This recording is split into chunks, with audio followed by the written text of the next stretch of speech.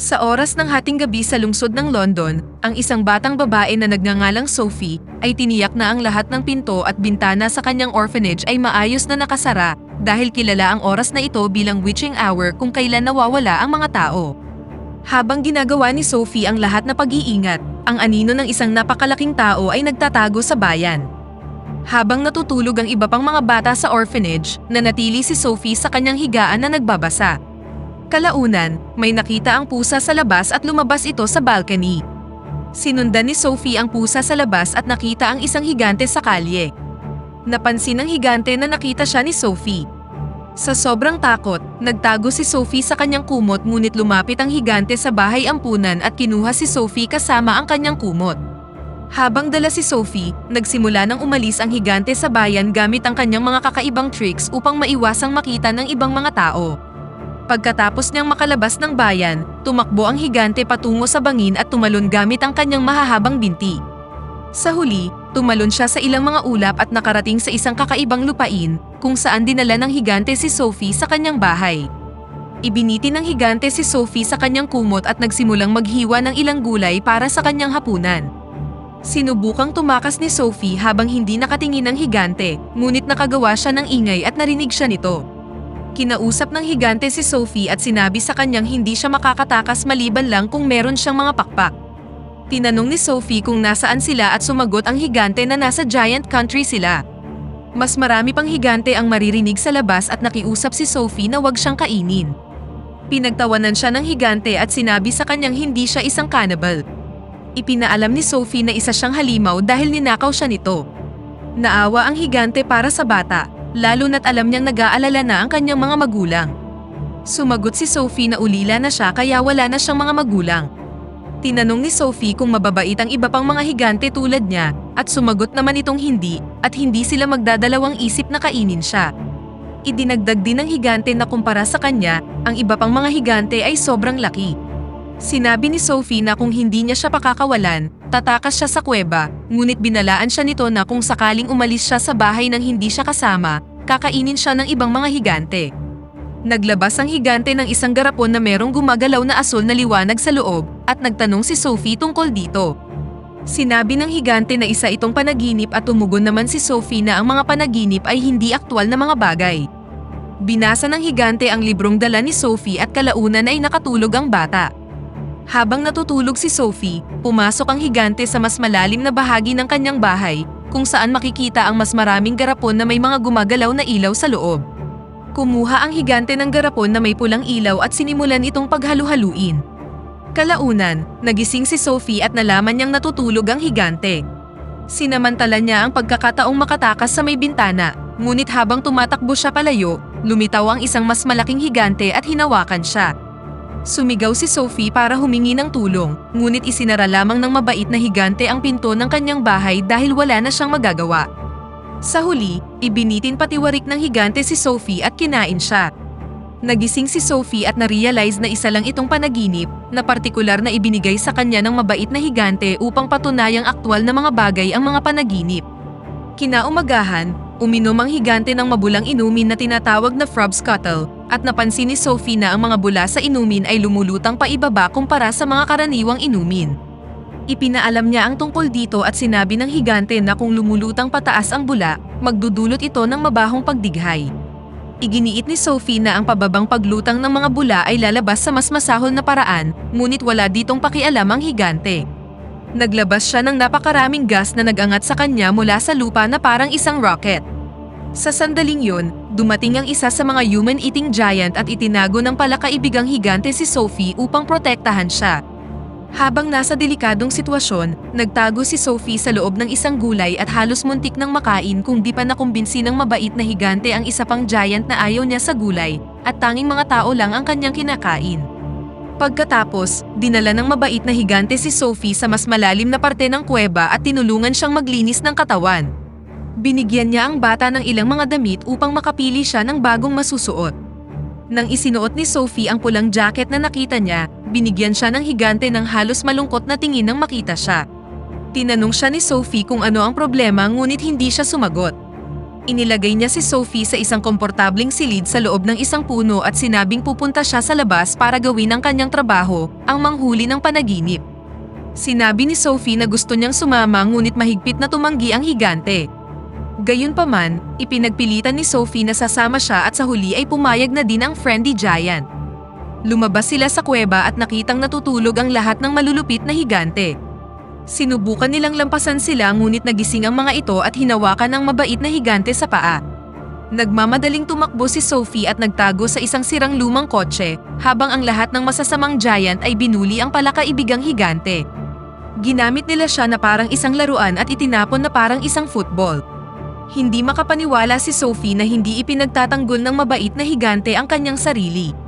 Hindi nagtagal, biglang bumuhos ang ulan at nagtago ang lahat ng mga malulupit na higante dahil ayaw nila sa tubig. Inilagay ng friendly giant si Sophie sa kanyang bag at tumakbo palayo. Lingid sa kanyang kaalaman, hindi niya sinasadyang naiwan ang kumot ni Sophie.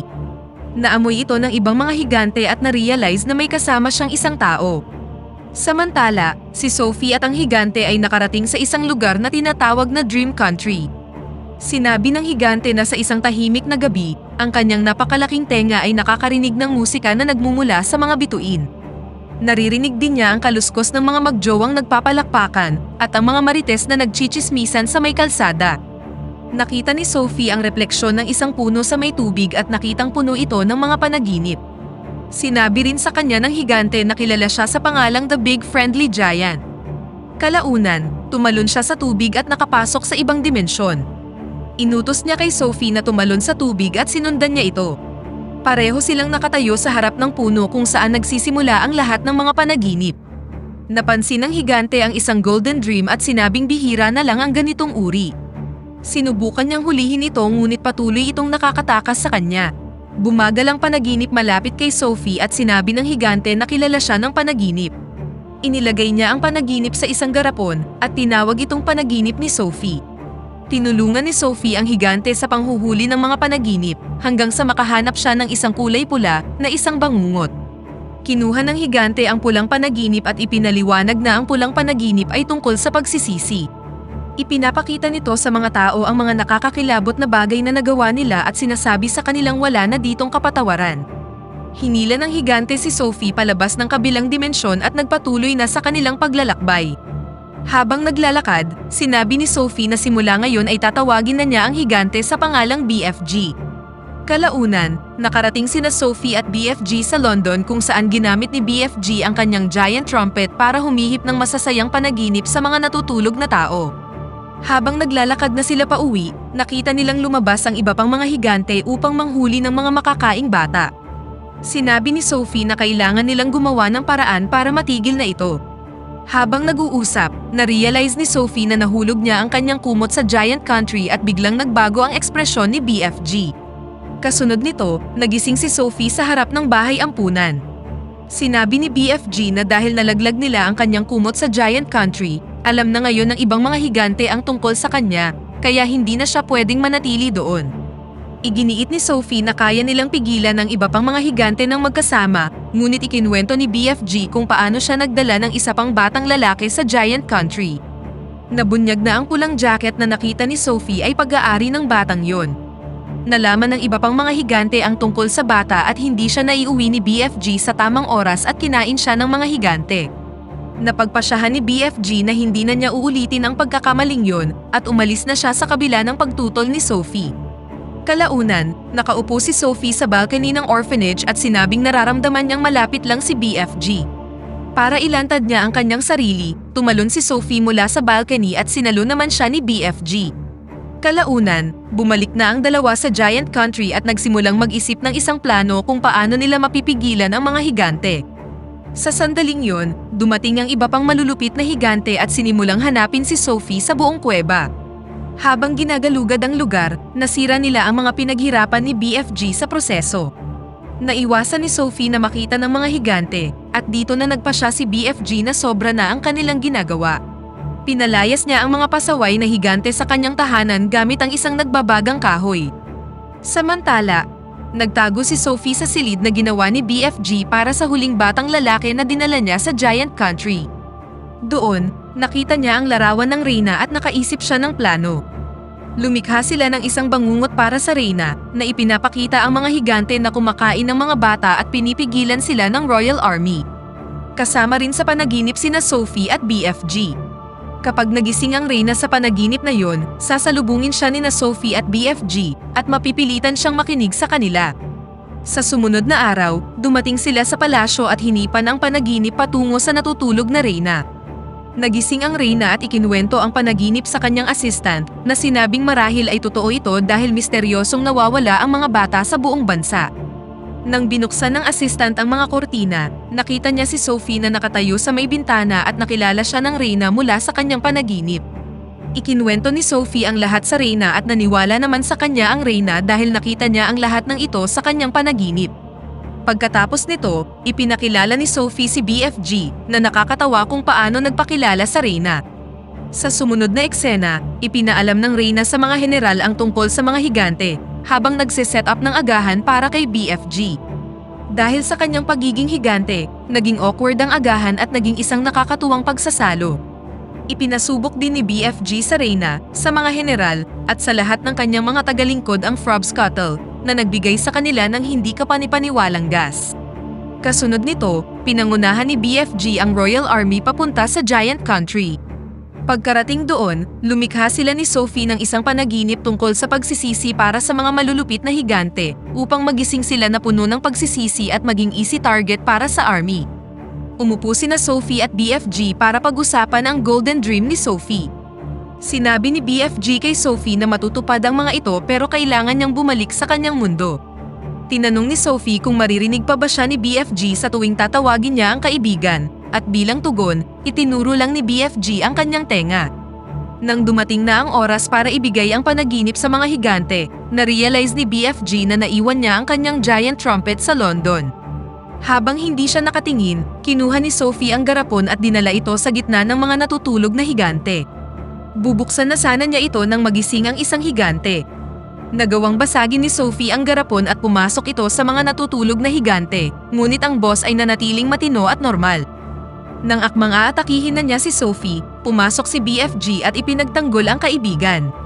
Nang handa ng suntukin ng higante si BFG, dumating ang Royal Army at pinigilan siya. Kinuha ng Royal Army ang lahat ng masasamang higante at dinala palayo sa lugar, dahilan para maging malaya na ang Giant Country mula sa kanilang kasamaan. Dinala ang mga masasamang higante sa isang malayong isla kung saan hindi na sila makakatakas. Ang tanging makakain na ibinigay sa kanila ng Reyna ay mga gulay at hindi sila nasisiyahan dito. Sa huling eksena, nagising si Sophie sa palasyo ng Reyna at sinalubong siya ng kanyang assistant. Samantala, sarili na ngayon ni BFG ang buong Giant Country. Meron na siyang isang hardin na puno ng masasarap na gulay at nagsusulat ng isang libro tungkol sa kanyang pakikipagsapalaran sa mundo ng mga tao. Nagsabi si Sophie ng Good Morning BFG sa hangin dahil alam niyang naririnig siya ni BFG saan man siya naroroon at dito na nagtatapos ang pelikula. Pakipindot naman ang like button kung nagustuhan mo ang pelikula at kung hindi naman, pindutin mo ng 2 beses ang dislike button para lang makasiguro.